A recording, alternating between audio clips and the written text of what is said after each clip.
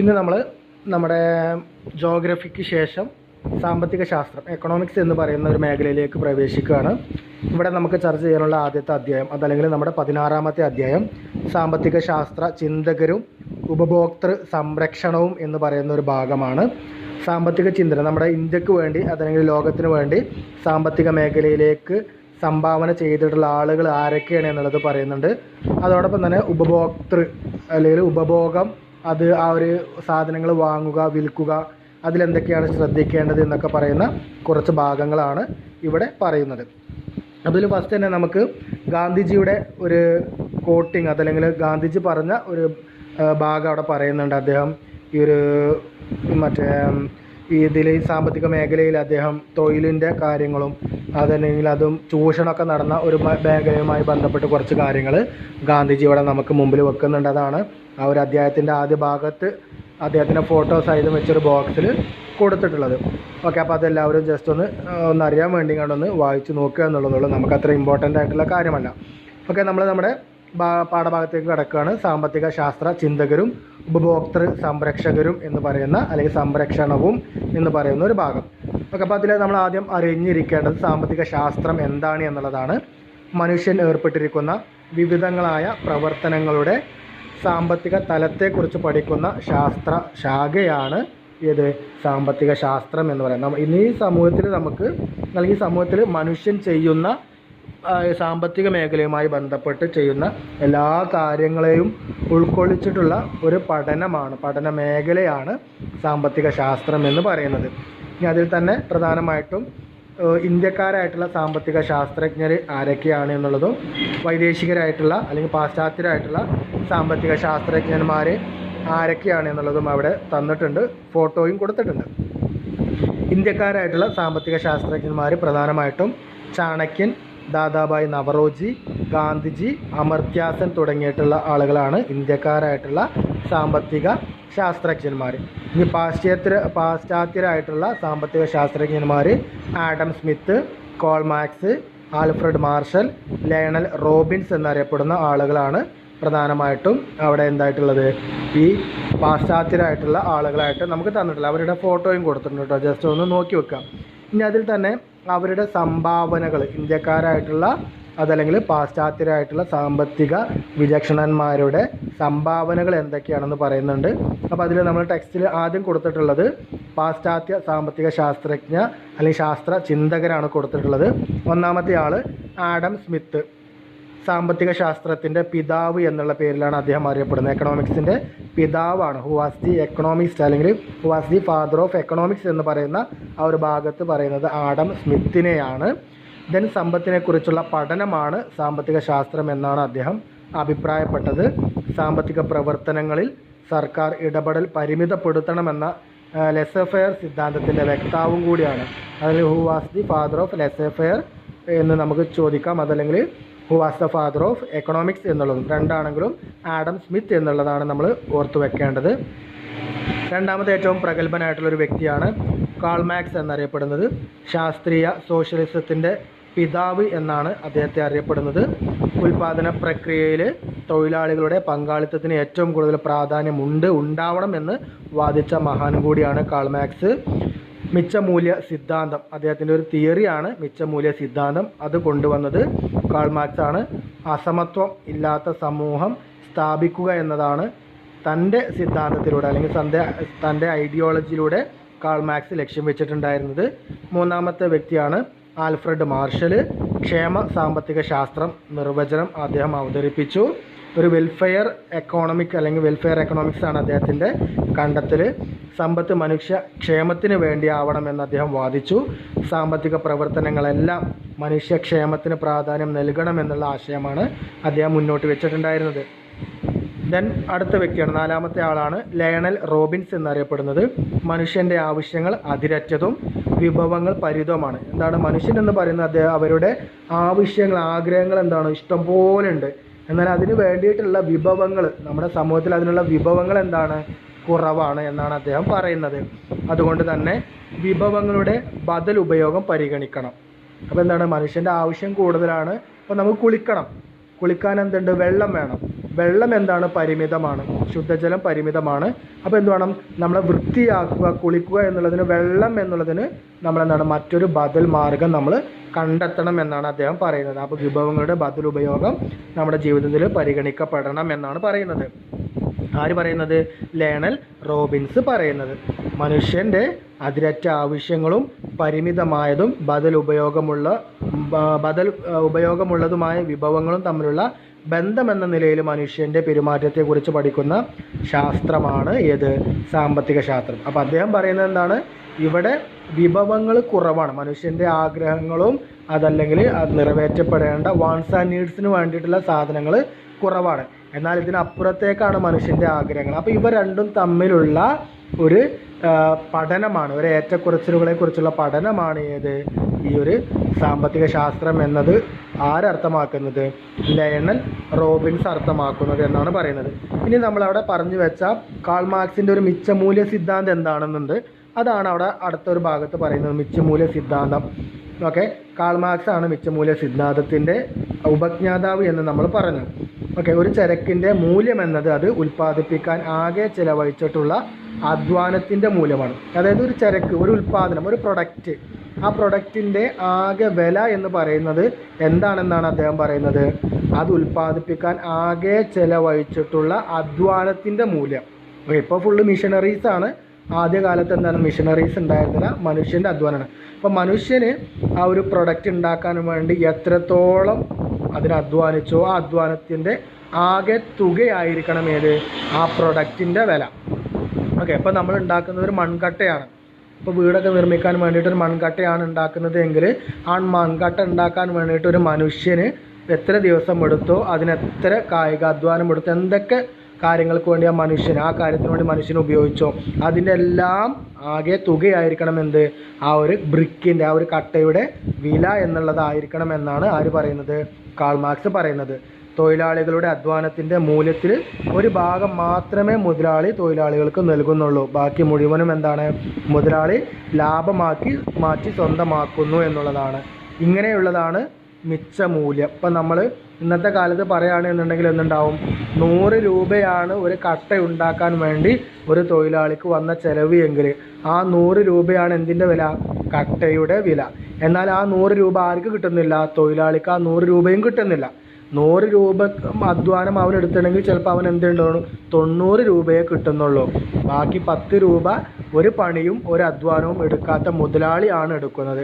അപ്പം അതുകൊണ്ടാണ് ആ ഒരു 10 രൂപയാണ് അവിടെ മിച്ചമൂല്യം എന്നുള്ളത് കൊണ്ട് അദ്ദേഹം അർത്ഥമാക്കുന്നത് എന്നാണ് പറയുന്നത്. മിച്ചമൂല്യത്തെക്കുറിച്ച് പ്രതിപാദിക്കുന്ന അദ്ദേഹത്തിൻ്റെ ഏറ്റവും പ്രസിദ്ധമായിട്ടുള്ളൊരു ഗ്രന്ഥമാണ് മൂലധനം, ദാസ് ക്യാപിറ്റൽ എന്നറിയപ്പെടുന്ന ഗ്രന്ഥം. അപ്പോൾ ദാസ് ക്യാപിറ്റൽ എന്ന് പറയുന്ന ഗ്രന്ഥം നിർമ്മിച്ചത് അല്ലെങ്കിൽ ആ ഒരു ഗ്രന്ഥം വാർത്തെടുത്തത് ആരാണ്? കാൾ മാർക്സ് ആണ്. ഓക്കെ, ദെൻ നമ്മൾ പിന്നീട് ചർച്ച ചെയ്ത മറ്റൊരു വ്യക്തിയാണ് ആഡം സ്മിത്ത് എന്ന് പറയുന്നത്. ആഡം സ്മിത്തിനെയാണ് നമ്മൾ ഫാദർ ഓഫ് എക്കണോമിക്സ് എന്നുള്ള പേരിൽ അറിയപ്പെട്ടത്. അദ്ദേഹത്തിൻ്റെ പ്രശസ്തമായിട്ടുള്ള ഗ്രന്ഥമാണ് വെൽത്ത് ഓഫ് നാഷൻ എന്ന് പറയുന്നത്. Okay, an enquiry into the natural and causes of the wealth of nation എന്നാണ് പുസ്തകത്തിൻ്റെ ഫുൾ നാമം അതാണ്. പക്ഷേ സമൂഹത്തിൽ പ്രശസ്തി നേടിയത് വെൽത്ത് ഓഫ് നാഷൻ എന്നുള്ള ഒരു പേരിലാണ് എന്നുള്ളതാണ്. ദെൻ കാൾ മാർക്സിൻ്റെ ഗ്രന്ഥമാണ് ദാസ് ക്യാപിറ്റൽ, മൂലധനം എന്നറിയപ്പെടുന്നത്. ആൽഫ്രഡ് മാഷലിൻ്റെ ഗ്രന്ഥമാണ് സാമ്പത്തിക ശാസ്ത്ര തത്വങ്ങൾ, പ്രിൻസിപ്പിൾസ് ഓഫ് എക്കണോമിക്സ് എന്നറിയപ്പെടുന്ന ഗ്രന്ഥം. ലയണൽ റോബിൻസിൻ്റെ പ്രധാനപ്പെട്ട ഗ്രന്ഥമാണ് an essay of the nature എന്ന് പറയുന്നത്.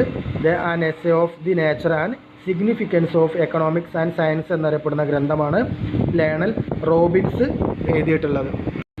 അപ്പോൾ അതിൽ ഇത്രയും നേരം നമ്മൾ ചർച്ച ചെയ്തിട്ടുണ്ടായിരുന്നത് പാശ്ചാത്യ സാമ്പത്തിക ശാസ്ത്ര ചിന്തകരെന്ന് പറയുന്നതായിരുന്നു.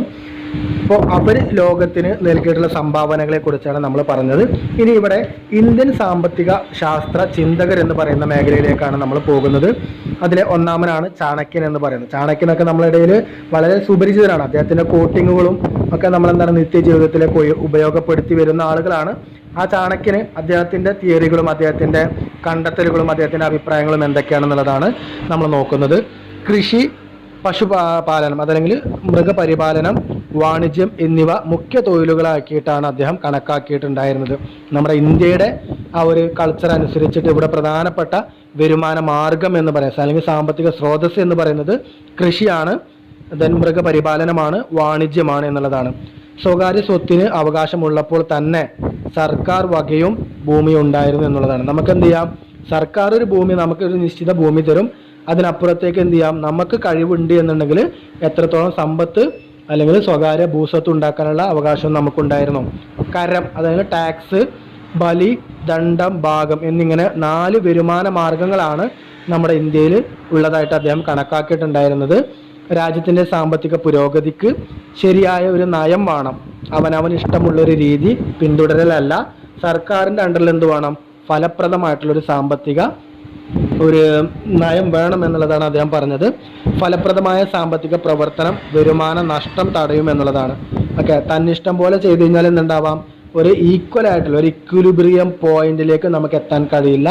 പലതരത്തിലുള്ള ചിലപ്പോൾ ലാഭമാവാം, ചിലപ്പോൾ നഷ്ടമാവാം, ഒക്കെ ഉണ്ടാവാം. എന്നാൽ ഒരു കറക്റ്റ് ആയിട്ടുള്ളൊരു പോർട്ട്ഫോളിയോ ഉണ്ട് എന്നുണ്ടെങ്കിൽ എന്ത് ചെയ്യാൻ പറ്റും, നമുക്ക് ശരിയായിട്ടുള്ളൊരു വരുമാനം ഉണ്ടാക്കാൻ പറ്റും എന്നുള്ളതാണ് ചാണക്യൻ്റെ തിയറി.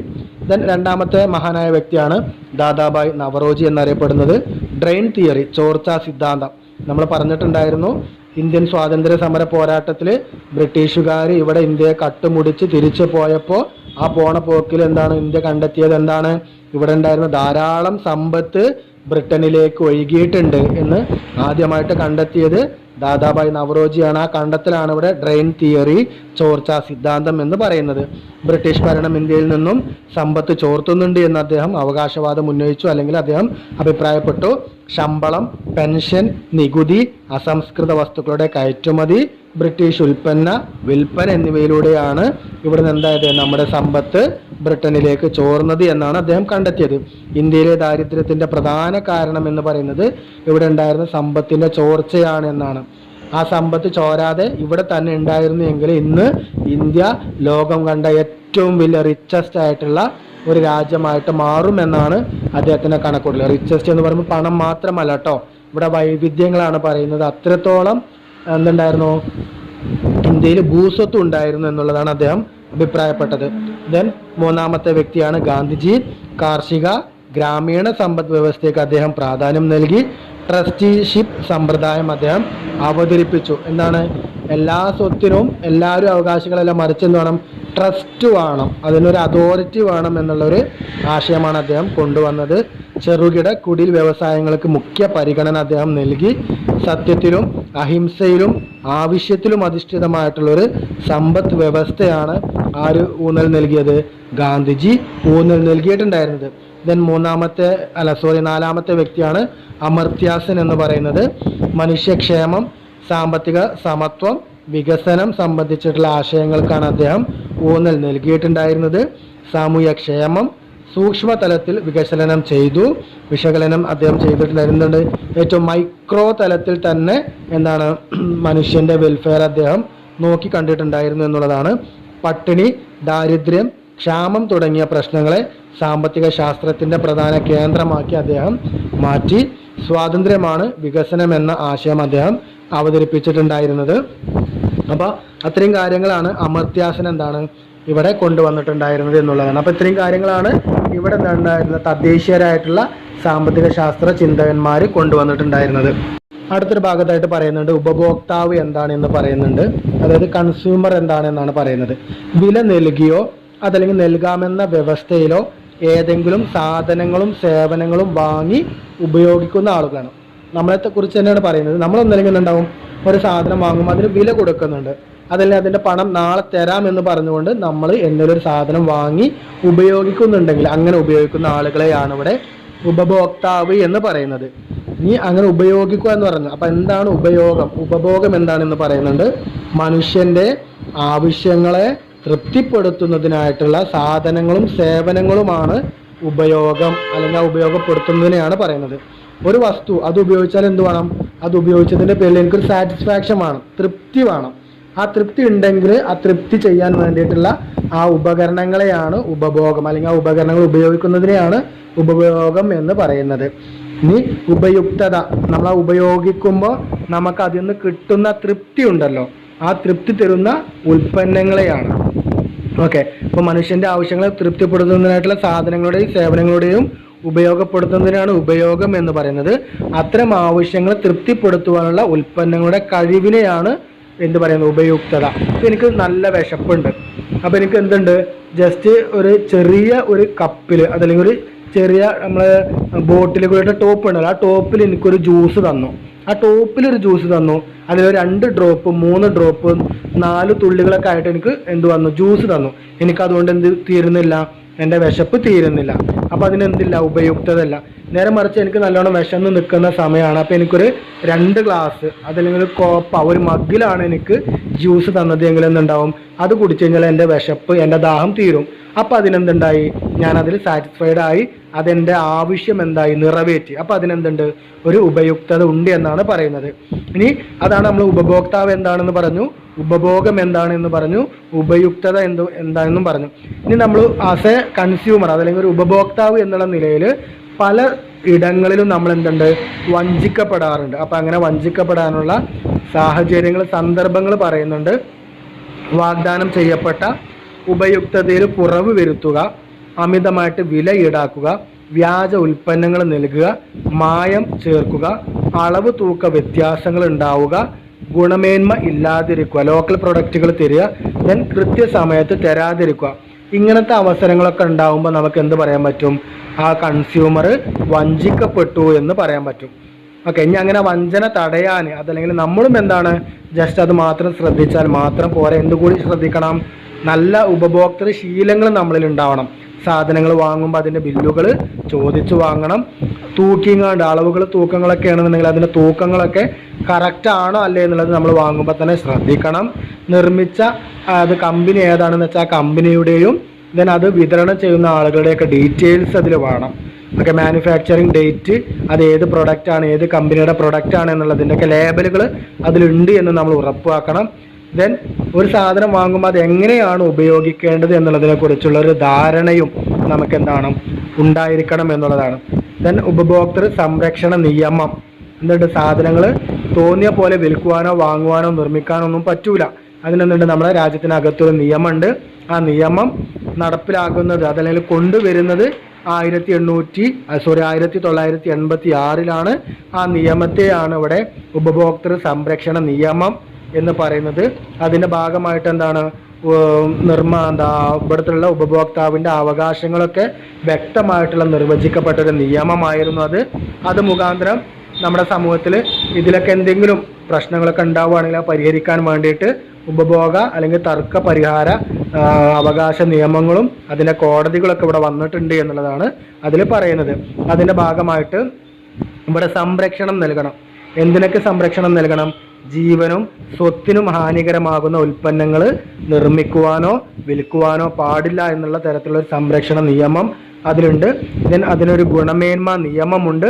സാധനങ്ങളുടെയും സേവനങ്ങളുടെയും സംബന്ധിച്ച വിവരങ്ങൾ, അതിൻ്റെ ഗുണമേന്മ, ക്വാളിറ്റിയും ക്വാണ്ടിറ്റിയും അടങ്ങിയിട്ടുള്ള ഒരു ഗുണമേന്മ അതിലുണ്ടായിരിക്കണം.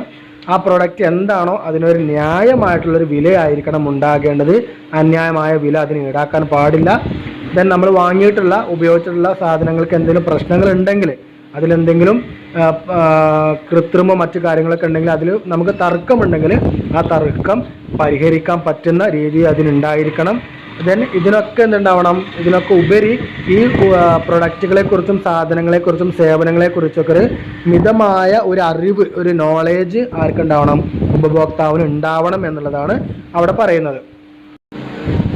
ഉപഭോക്തൃ തർക്ക പരിഹാരം എന്ന് പറയുന്നതാണ് അടുത്തൊരു ഭാഗത്ത്. അതായത് നമുക്ക് ഈ പറയപ്പെട്ട സാധനങ്ങളും സേവനങ്ങളൊക്കെ വാങ്ങുമ്പോൾ അതിലെന്തെങ്കിലും അപാകതകളൊക്കെ സംഭവിച്ചിട്ടുണ്ടെങ്കിൽ അത് പലയിടങ്ങളിൽ നമുക്ക് പരാതിപ്പെടാൻ പറ്റും. അതിനുള്ള പരിഹാരങ്ങൾ നമുക്ക് വാങ്ങിച്ചെടുക്കാൻ പറ്റും എന്നുള്ളതാണ് പറയുന്നത്. അപ്പോൾ അതിലെ ഏറ്റവും ചെറിയ തലത്തിലുള്ള ഒന്നാണ് ജില്ലാ ഉപഭോക്തൃ തർക്ക പരിഹാര ഫോറം എന്നുള്ള പേരിൽ അറിയപ്പെടുന്നത്. അത് ജില്ലാ തലത്തിൽ ഓരോ ജില്ല, നമ്മൾ താമസിക്കുന്ന ജില്ലയിലാണ് ജില്ലാ തലത്തിൽ ഒന്ന് പ്രവർത്തിക്കുന്നുണ്ടാവും. അതിൻ്റെ അംഗസംഖ്യ എന്ന് പറഞ്ഞാൽ പ്രസിഡന്റും 2 അംഗങ്ങളും ചേർന്ന ആളുകളായിരിക്കും അതിലുണ്ടാവുക. അതിലൊരംഗം വനിതയായിരിക്കണം. അതിൻ്റെ അധികാര പരിധി എന്ന് പറഞ്ഞാൽ 20 ലക്ഷം രൂപ വരെയുള്ള തർക്കങ്ങൾക്ക് അത് തീർപ്പാക്കാൻ പറ്റുമെന്നുള്ളത്. അപ്പോൾ നമ്മൾ ഒരു കടയിൽ നിന്നൊരു സാധനം വാങ്ങി, ആ സാധനം വാങ്ങി അതെന്താണ്, അതിൻ്റെ ഒന്നല്ലേ മാനുഫാക്ചറിങ് ഡേറ്റ് കഴിഞ്ഞു, അതല്ലെങ്കിൽ അത് ഭക്ഷിച്ചതിൻ്റെ പേരിൽ, അത് ഉപയോഗിച്ചതിൻ്റെ പേരിൽ നമുക്ക് എന്തെങ്കിലും പരിക്ക് പറ്റി, അങ്ങനെ ഉണ്ടെങ്കിൽ എന്ത് ചെയ്യാൻ പറ്റും, നമുക്ക് ജില്ലാ തർക്ക പരിഹാര കോടതിയെ നമുക്ക് സമീപിക്കാൻ പറ്റും. അതിൽ അന്വേഷണം നടക്കും. അന്വേഷണം നടക്കുന്നതിന് ഒരു പ്രസിഡന്റ് ഉണ്ടാവും, അതിൻ്റെ കീഴിൽ 2 അംഗങ്ങൾ ഉണ്ടാവും. ആ 2 അംഗങ്ങളിൽ ഒരാൾ വനിതയായിരിക്കും. ഇതിന് നമുക്കതിൻ്റെ നഷ്ടങ്ങളും അതിൻ്റെ കോട്ടങ്ങളൊക്കെ പരിഹരിക്കും. ദെൻ 20 ലക്ഷം വരെയുള്ള കാര്യങ്ങളാണ് അതിൽ നമുക്ക് കിട്ടാവുന്നത് എങ്കിൽ അത് ജില്ലാ തർക്ക പരിഹാര കമ്മിറ്റിയാണ് നമുക്കത് വാങ്ങിത്തരിക. ഇനി 20 ലക്ഷം മുകളിലേക്കാണ്, 20 ലക്ഷം മുതൽ 1 കോടി രൂപ വരെയൊക്കെയാണ് അതിൻ്റെ നമുക്ക് പാരിതോഷികം കിട്ടാനെങ്കിൽ അതിൻ്റെ തലം എന്തുണ്ടാവും, ജില്ലാ തലത്തിൽ നിന്ന് മാറി സംസ്ഥാന ഉപഭോക്തൃ തർക്ക പരിഹാര കമ്മീഷനാണ് അതിൽ ഇടപെടുക. സംസ്ഥാന തലത്തിലാണ് അത് പ്രവർത്തിക്കുക. അതിന് പ്രസിഡന്റും 2 അംഗങ്ങളും ഉണ്ടാവും. ഒരംഗമെങ്കിലും അതിൽ സ്ത്രീ ആയിരിക്കണം എന്നുള്ളതാണ്. കൂടുതൽ അംഗങ്ങളെ സംസ്ഥാന സർക്കാരിന് നിയമിക്കാതിരിക്കാനും പറ്റും. പിന്നെ അതിൻ്റെ വിഷയം എന്താണ്, 20 ലക്ഷം മുതൽ 1 കോടി രൂപ വരെയുള്ള തർക്ക പരിഹാരങ്ങളാണ് അതിൽ പരിഹരിക്കുക. ഇനി 1 കോടി രൂപക്ക് മുകളിലാണ് ഇത്തരം പ്രശ്നങ്ങൾ നടപ്പാക്കുന്നത് എങ്കിൽ അതെന്തുണ്ടാവും, ദേശീയ ഉപഭോക്തൃ തർക്ക പരിഹാര കമ്മീഷനാണ് അതെന്ത് ചെയ്യുക, അത് പരിശോധിക്കുക, അതിലുള്ള കാര്യങ്ങളൊക്കെ ചെയ്യുക. ഓക്കെ, അവരും എന്തുണ്ടാവും, ദേശീയ തലത്തിലാണ് അത് പ്രവർത്തിക്കുന്നത്. പ്രസിഡന്റും 4ൽ കുറയാത്ത അംഗങ്ങളുമാണ് അതിലുണ്ടാവുക. കൂടുതൽ അംഗങ്ങളെ നിയമിക്കാൻ ആർക്ക് പറ്റും, കേന്ദ്ര സർക്കാരിന് പറ്റുമെന്നുള്ളതാണ് അവിടെ പറയുന്നത്. അപ്പോൾ അതാണ് ഉപഭോക്തൃ തർക്ക പരിഹാരം എന്ന് പറയുന്ന ഒരു ഭാഗത്ത് നമ്മോട് പറയുന്നത്. ഇത്തരത്തിൽ ഉപഭോക്തൃ കോടതികൾ വഴി ലഭിക്കുന്ന പരിഹാരങ്ങളാണ് നമ്മൾ പറയുന്നത്. അധികമായിട്ട് ഈടാക്കിയിട്ടുള്ള ഒരു സാധനം നമ്മൾ വാങ്ങി അതിന് അമിത വില ഈടാക്കിയിട്ടുണ്ടെങ്കിൽ ആ അമിതമായിട്ട് ഈടാക്കിയ പണം നമുക്ക് തിരികെ ലഭിക്കും. അതിന് പകരം സാധനങ്ങൾ നമുക്ക് ലഭിക്കും. നഷ്ടപരിഹാരം നമുക്ക് ലഭിക്കും. ഇത് നമ്മൾ പരാതി കൊടുക്കാൻ വേണ്ടി പോകുന്ന സമയത്ത് ഒരുപാട് പരാതി ചെലവുകളുണ്ടാവും, യാത്രാ ചെലവുകളുണ്ടാവും. ആ പരാതി ചെലവ് നമുക്ക് തിരിച്ചു കിട്ടും. ആരോഗ്യത്തിന് ഹാനികരമാകുന്ന വസ്തുക്കളുടെ വിൽപ്പനയാണ് അവിടെ നടന്നത് എങ്കിൽ ആ വിൽപ്പന തടയും, നിയന്ത്രിക്കും, നിരോധിക്കും. ദോഷകരമായ വ്യാപാര നടപടികൾ അതിലുണ്ടെങ്കിൽ അത് നിർത്തിവെക്കും. സേവനത്തിലെ അപാകതകൾ അവിടെ പരിഹരിക്കും എന്നുള്ളതാണ് അവിടെ പറയാം. അപ്പം അത്രയും ഉപഭോക്തൃ കോടതികൾ വഴി നമുക്ക് ലഭിക്കുന്ന പരിഹാരങ്ങളാണ് എന്നാണ് പറയുന്നത്. ഇനി ഇതിൻ്റെ കൂടെ നമ്മൾ ഡയറക്റ്റ് വാങ്ങുന്ന സാധനങ്ങൾ മാത്രമല്ല, ഓൺലൈൻ വ്യാപാരവും ഇതിൽ ഉൾപ്പെടുന്നുണ്ട്. 2015 നിയമ ഭേദഗതിയിൽ എന്തും കൂടി ഉൾപ്പെടുത്തിയിട്ടുണ്ട്, ഈ ഉപഭോക്തൃ തർക്ക പരിഹാര പരിധിയിൽ ഓൺലൈൻ വ്യാപാരം കൂടിയും ഉൾപ്പെട്ടിട്ടുണ്ട് എന്നുള്ളതാണ്. അപ്പം നമ്മൾ ഓൺലൈൻ വാങ്ങുന്ന സാധനങ്ങൾ കൂടി നമുക്കിതിൽ ഉൾപ്പെടുത്താൻ പറ്റുമെന്നുള്ളതാണ്. ഡിസംബർ 24 ദേശീയ ഉപഭോക്തൃ ദിനമായിട്ട് നമ്മളിവിടെ ആചരിക്കുന്നുണ്ട് എന്നുകൂടി നമ്മൾ ആലോചിക്കുക. അതുപോലെ തന്നെ നമ്മൾ പലതരത്തിലുള്ള ഉൽപ്പന്നങ്ങൾ നമ്മൾ വാങ്ങുന്നുണ്ട്, ഉപയോഗിക്കുന്നുണ്ട് എന്നൊക്കെ പറഞ്ഞു. അപ്പോൾ ഇത്തരത്തിൽ സാധനങ്ങളുടെയും സ്ഥാപനങ്ങളുടെയും ഗുണമേന്മ ഉപഭോക്താവിന് എളുപ്പം തിരിച്ചറിയാൻ വേണ്ടിയിട്ട് ഒരുപാട് ചിഹ്നങ്ങൾ, എംബ്ലങ്ങളൊക്കെ നമ്മൾ വാങ്ങുന്ന പ്രൊഡക്റ്റുകൾ ഉണ്ടാവും. നമ്മളതൊന്നും ശ്രദ്ധിക്കാറില്ല എന്നുള്ളതാണ് വസ്തുത. അങ്ങനെ അത്തരം കാര്യങ്ങളൊക്കെ ശ്രദ്ധിച്ചു കഴിഞ്ഞാൽ നമ്മൾ വാങ്ങിയ വസ്തു, അതിൻ്റെ ഗുണമേന്മ എന്താണ്, അതിൻ്റെ വില എന്താണ്, അത് നല്ലതാണോ ചീത്തയാണോ എന്നൊക്കെ തിരിച്ചറിയാൻ പറ്റുമെന്നുള്ളതാണ്. അപ്പോൾ അതിൽ ഇപ്പം നമുക്കറിയാവുന്ന ഒരുപാട് ചിഹ്നങ്ങൾ, ഏറ്റവും പ്രധാനപ്പെട്ട ഒന്നാണ് ISI മുദ്ര എന്നറിയപ്പെടുന്നത്. ഈ ISI മുദ്ര ഉൽപ്പന്നങ്ങളുടെ ഗുണനിലവാരം ഉറപ്പ് വരുത്തുന്നുണ്ട് എന്നുള്ളതാണ്. അപ്പോൾ നമ്മൾ വാങ്ങുന്ന ഒരു പ്രൊഡക്റ്റുമേ ഈ ISI മുദ്ര ഉണ്ടെങ്കിൽ എന്ത് ചെയ്യാൻ പറ്റും, അത് സർക്കാർ തലത്തിൽ തന്നെ അതിൻ്റെ ഗുണനിലവാരം ഉറപ്പ് വരുത്തി വിപണന മേഖലയിലേക്ക് എത്തിയിട്ടുള്ള ഒരു പ്രൊഡക്റ്റാണ് അറിയാൻ പറ്റുമെന്നുള്ളതാണ്. Then രണ്ടാമത്തെയാണ് ISO. ഇന്ത്യയടക്കം 120ലധികം രാഷ്ട്രങ്ങളിലെ സാധനങ്ങളുടെയും സേവനങ്ങളുടെയും ഗുണമേന്മ സാക്ഷ്യപ്പെടുത്തുന്ന ഒന്നാണ് ISO എന്ന് പറയുന്നത്. ദെൻ BIS എന്ന് പറയുന്നത് സ്വർണ്ണാഭരണങ്ങളിൽ നമ്മൾ നോക്കുന്ന ഒന്നാണ്. BIS ഹോൾമാർക്ക് മുദ്ര എന്ന് നമ്മൾ പറയാറുണ്ട്. അപ്പോൾ BIS ഉണ്ട് എന്നുണ്ടെങ്കിൽ എന്തുണ്ടാവും, ആ സ്വർണം പ്യൂരിറ്റി ആണ് അല്ലെങ്കിൽ പ്യുവറാണ് എന്നുള്ളത് നമുക്ക് മനസ്സിലാക്കാൻ പറ്റും. ദെൻ CE എന്നറിയപ്പെടുന്നത് ഇലക്ട്രോണിക് ആൻഡ് ഇലക്ട്രിക് ഉപകരണങ്ങളിൽ അതിൻ്റെ സുരക്ഷ ഉറപ്പ് വരുത്തുന്ന ഒന്നാണ് CE എന്നറിയപ്പെടുന്നത്. ദെൻ ഗവൺമെൻറ് ഓഫ് ഇന്ത്യയുടെ മുദ്ര പതിപ്പിച്ചിട്ടുള്ളത് കാർഷിക വന ഉൽപ്പന്നങ്ങളുടെ ഗുണമേന്മ ഉറപ്പ് വരുത്തുന്നതിനെയാണ്.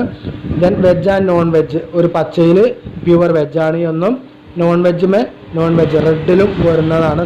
സസ്യേതര ആഹാര വസ്തുക്കൾ തിരിച്ചറിയാൻ വേണ്ടി പറ്റുന്നതാണ് വെജ്, നോൺ വെജ് എന്നറിയപ്പെടുന്നത്.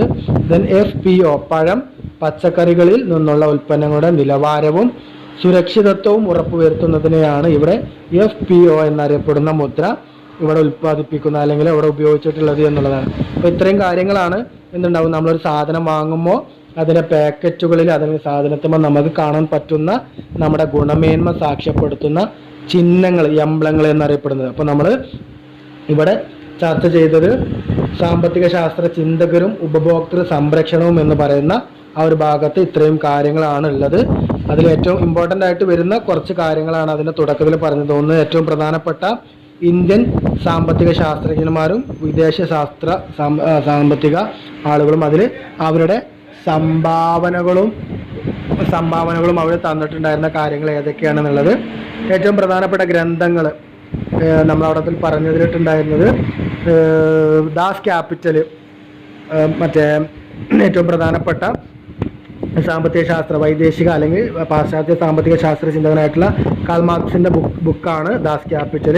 Then wealth of nation Adam സ്മിത്തിൻ്റെ ബുക്കാണ്. ആ ബുക്കിൻ്റെ പൂർണ്ണ രൂപം and inquiry into the nature and causes of wealth of nation എന്നാണ് അതിൻ്റെ പ്രധാനപ്പെട്ട പേര് അല്ലെങ്കിൽ പൂർണ്ണ പേര് എന്നറിയപ്പെടുന്നത്. ആൽഫ്രഡ് മാർഷൽ രചിച്ചിട്ടുണ്ടായിരുന്ന സാമ്പത്തിക ശാസ്ത്ര തത്വങ്ങൾ എന്നറിയപ്പെടുന്ന ബുക്ക്.